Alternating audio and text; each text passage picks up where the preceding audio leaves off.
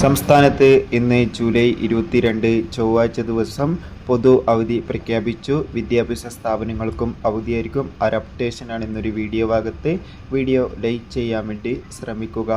ഇന്നലെ ജൂലൈ 21 നമ്മുടെ മുൻ മുഖ്യമന്ത്രി VS അച്യുതാനന്ദൻ വിടവാങ്ങിയിരിക്കുകയായിരുന്നു. അതുകൊണ്ട് തന്നെ ഇന്ന് ജൂലൈ 22 സംസ്ഥാനത്ത് പൊതു അവധിയായി മുഖ്യമന്ത്രി പ്രഖ്യാപിച്ചിട്ടുണ്ട്. സംസ്ഥാനത്തെ മുഴുവൻ വിദ്യാഭ്യാസ സ്ഥാപനങ്ങൾക്കും മറ്റു സ്ഥാപനങ്ങൾക്കും ഇന്ന് ജൂലൈ 22 ചൊവ്വാഴ്ച ദിവസം പൊതു അവധി ആയിരിക്കുമെന്ന് ഒഫീഷ്യലായി കൺഫേം ആക്കിയിട്ടുണ്ട്. എന്തായാലും ഈ ഒരു വാർത്ത നമുക്ക് എല്ലാവർക്കും ദുഃഖകരമാണ്.